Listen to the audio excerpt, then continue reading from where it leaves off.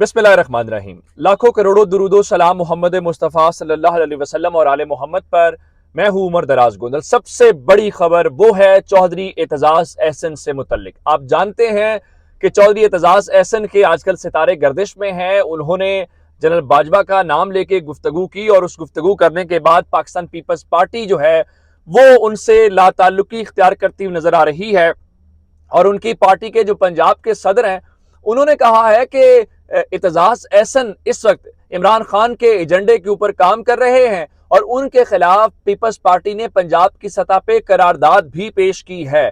और उसके बाद हुआ यह है कि जमान पार्क के अंदर, चूंकि वो इमरान खान के हमसाए भी हैं, तो खबर ये आई कि वहां पे उनके घर का पीपल्स पार्टी घेराव करेगी कि वो मुसलसल इमरान खान के हक में कैंपेन चला रहे हैं। हुकूमत उनके खिलाफ कार्रवाई नहीं कर रही। उनसे पूछा जाता है कि आप उनके खिलाफ तो कार्रवाई नहीं कर रहे, आजम सवाती के खिलाफ कार्रवाई बहुत कर रहे हैं। तो वो कहते हैं जनाब नहीं, वो बड़े इर्रेलेवेंट किरदार है, वो अपने आप को रेलेवेंट करने की कोशिश कर रहे हैं, सियासत में उनका कोई अमल दखल नहीं है, तो इसलिए हमें कोई जरूरत नहीं है। ये बुनियादी तौर पर डर है, क्योंकि एतजाज एहसन एक बड़ा वकील है, सुप्रीम कोर्ट का साबिक सदर के तौर पर काम कर चुका है।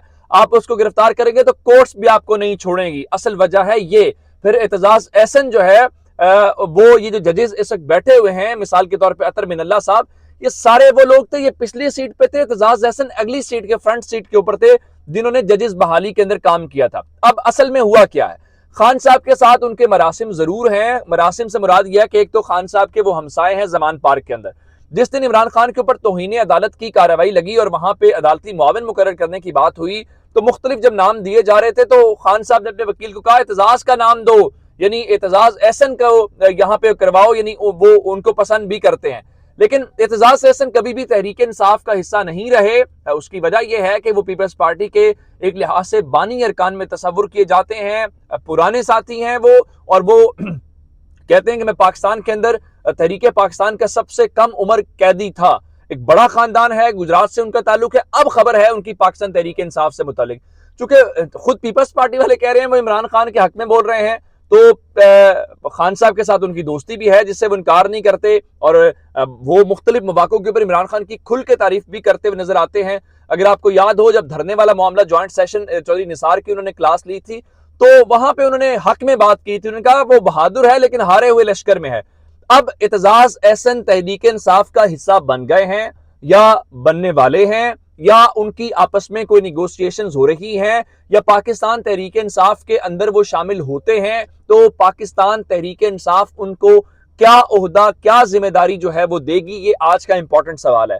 लेकिन इस बारे में इमरान खान के आजकल बड़े अहम खिलाड़ी, जिनके ऊपर वो बड़ा एतमाद भी करते हैं, उनको पसंद भी करते हैं, अभी हाल ही में चूंकि उन्होंने फैसलाबाद वाली सीट जीती है, तो खान साहब को जरा और ज्यादा, फारूक हबीब ने अब से थोड़ी देर पहले इस बारे में भांडा फोड़ा है और इस अहम मसले के ऊपर रोशनी डाली है। एक तो उन्होंने ये बताया है कि एतजाज एहसन हर पार्टी वर्कर के लिए एक रोल मॉडल हैं, यानी पाकिस्तान तहरीक इंसाफ ने ग्राउंड बनाना शुरू कर दिया है जिसमें एतजाज एहसन को वो अपनी जमात में शामिल कर सकते हैं। और मैं इस सिलसिले में आपको बताना ये चाहता हूं कि पाकिस्तान तहरीक इंसाफ ने बाज़ाब्ता तौर पर कह दिया है कि उनकी जमात ने एतजाज एहसन के लिए दरवाजे खोल दिए हैं और एतजाज एहसन के लिए दरवाजे खुले हैं। यानी पाकिस्तान तहरीक इंसाफ एतजाज एहसन को अपनी पार्टी में पार्टी में शामिल करने के लिए तैयार हो गई है। अब ये चौधरी एतजाज एहसन के ऊपर है, क्योंकि अभी तक जो उनके खिलाफ कार्रवाइयों की खबरें हम सुन रहे हैं वो सारी की सारी पंजाब की सतह पे राना फारूक की तरफ से हैं। लेकिन एक प्रेस कॉन्फ्रेंस के अंदर फैसल करीम कुंडी और शहरी रहमान बैठी हुई थी, और शहरी रहमान ने कहा जी हमें इसका इल्म नहीं है, जब ये नेशनल लेवल के ऊपर आएगा देखा जाएगा। जिसका मतलब ये है कि तहरीक इंसाफ भी इंटरेस्टेड है और तहरीक इंसाफ शायद उनको अप्रोच भी करे या शायद कर चुकी हो। अदरवाइज फारूक हबीब की तरफ से इस बात की कोई वजह समझ नहीं आती। ये अगर होता है तो ये बहुत बड़ी डेवलपमेंट होगी। वो पुराने खिलाड़ी हैं, सियासत को समझते हैं, शरीफ खानदान को समझते हैं, शरीफ खानदान की रग रग से वाकिफ हैं, और इमरान खान के एडवाइजर्स में एक अच्छा इजाफा हो सकते हैं। लेकिन जारी बात है अभी इसका इंतजार करना पड़ेगा। अभी आज ये इनिशियल स्टेटमेंट है जो मैंने आपको बताई है। अब मैं आपको एक बात और बताना चाहता हूं कि आज कौमी असम्बली के अंदर इत्तेहादी एक दूसरे के सामने थे, इत्तेहादी सवाल भी कर रहे थे, इदारों के ऊपर सवालात भी उठा रहे थे। मैंने आपको बताया था कि रियाज हुसैन पीरजादा ने तकरीर की, और रियाज हुसैन पीरजादा ने सिर्फ तकरीर नहीं की बल्कि कौमी असम्बली के इजलास से निकलने के बाद सहाफियों से गुफ्तगू करके उन्होंने बताया कि इस मुल्क के हवाले से इस पाकिस्तान की सारी खराबी के जिम्मेदार अदलिया और इदारे हैं जो हमारी हिफाजत करते हैं। और उन्होंने पार्लियामेंट को भी इस हवाले से माफ नहीं किया। उन्होंने कहा कि पार्लियामेंट जुर्रत नहीं कर सकता क्योंकि पार्लियामेंटेरियन को खरीदा जाता है। उधर जब बारी आई शहरी नमान की और उनके साथ मौजूद थे जनाब ख्वाजा आसिफ, उनकी गुफ्तगू की तो बार बार टोक रही थी, जिसपे ख्वाजा आसिफ ने उनको कहा कि शहरी साहबा आप मुझे बोलने की इजाजत देंगी, मुझे बात करने देंगी, जिसपे शहरी रहमान ने कहा जी हाँ कोशिश करती हूँ। ख्वाजा आसिफ ने कहा यही तो आप लोगों का रवैया है जिसकी वजह से ये मसाइल हैं। अगर मैं कोई बात अगर आप कोई बात करेंगी तो मैं अपने अंदाज में जवाब देने के ऊपर मजबूर हो जाऊंगा। बुनियादी तौर पे ये एक दूसरे से ढूंढ रहे हैं बहाने और अब ये इल्जाम लगा रहे हैं कि ये इस तरह से चीजें हो जाए। मैं आपको बताना चाहता हूं कि अब ये मलबा सारा फिर एस्टैब्लिशमेंट के ऊपर डालना चाहते हैं और फिर अवाम के अंदर जाके ये हीरो बनना चाहते हैं। जरा खबर सुन लीजिए। एक कॉन्फ्रेंस टाइप कराई पंजाब ग्रुप ऑफ कॉलेजेस ने और दुनिया मीडिया ग्रुप के जो मालिक हैं मियां आमिर साहब, उन्होंने, और उसके अंदर गुफ्तगू करते हुए वो अपनी जानिब से कैसी बात कर रहे थे। इमरान खान को कह रहे थे जी इमरान खान ने मुझे कहा कि मेरी 22 साल जदोजहद है, और 22 साल जदोजहद, ये तो मैंने इमरान खान को कहा जी आपकी जदोजहद 44 साल भी हो सकती थी, ये तो बस इस्टेब्लिशमेंट का नवाज शरीफ का फड्डा हो गया तो आपको लाना पड़ गया। लेकिन उसमें मियां आमिर महमूद ने जो एक बात की है वो बात ये थी कि जनाब इस मुल्क के अंदर इस्टेब्लिशमेंट जब तक किसी को सामने न लाए वो नहीं सामने आ सकता।